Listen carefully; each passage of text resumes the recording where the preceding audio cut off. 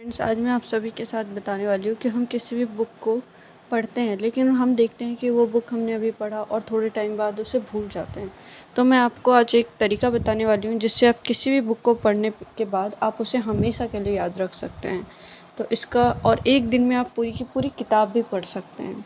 इसका तरीका है कि हम जो भी पढ़ रहे हैं वो ऐसे पढ़े सब अच्छे से याद रह सके। किस तरीके से हमें पढ़ना है इसके लिए मैं बताती हूँ। इसके लिए तो सबसे पहले आपको एक नोटबुक लेना है और हमें देखना है कि उस बुक का नाम क्या है। जो भी बुक हम पढ़ रहे हैं, जैसे वो बुक्स इंग्लिश की है तो इंग्लिश की बुक्स का नेम क्या है।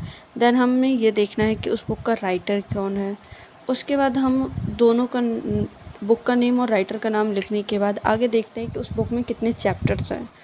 फिर उस चैप्टर्स को देखने के बाद उसका भी एक नेम लिख लीजिए। देन हमें देखना है कि हर एक चैप्टर को लेना है और उस चैप्टर के टॉपिक्स को देखना है, जिसमें कि अंदर कभी भी अगर आप ये सोचिए कि उस बुक को जिसने बनाया होगा उसने उस बुक को बनाते वक्त क्या क्या सोचा होगा।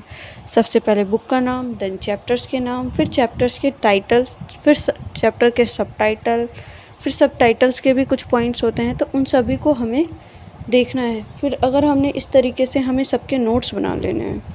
जैसे अगर एक बुक है, एक चैप्टर को एक पेज में कर लिया। अगर एक चैप्टर में एक बुक में 10 चैप्टर्स हैं तो हम उस 10 चैप्टर को 10 पेज में कन्वर्ट कर सकते हैं और उसके बाद हमारे लिए वो 10 चैप्टर को याद करना बहुत ही ईजी हो जाएगा और हम किसी को भी समझा सकते हैं बहुत ही आसानी से। तो हमें ये करने के लिए हमें हमेशा याद रखना चाहिए कि हम जो भी बुक्स पढ़ रहे हैं हमें उस बुक का नोट्स बनाना चाहिए, वो भी इस तरीके से कि हमें समझ आ सके और सामने वाले को भी बड़ी आसानी से समझा सकें। ओके, सो हम इस तरीके से अगर हम पढ़ाई करते हैं तो हम उस पढ़ाई को कभी भी नहीं भूल पाते, चाहे अगर हम चाहे भी उसे भूलना तो भी नहीं, क्योंकि पहले तो हमने उसे अपने हाथों से लिखा हुआ है, उसके बाद इस तरीके से लिखा है जैसे हम चाहते हैं, जिस वजह से हम उसे कभी भी नहीं भूल पाए।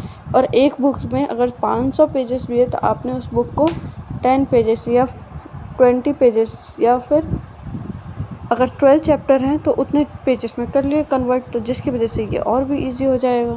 Thank you. अब मैं आशा करती हूँ कि आप इस तरीके से पढ़ें और आप कमेंट सेक्शन में ज़रूर बताइएगा कि जब आपने इस तरीके से पढ़ा तो आपको याद रहा या नहीं।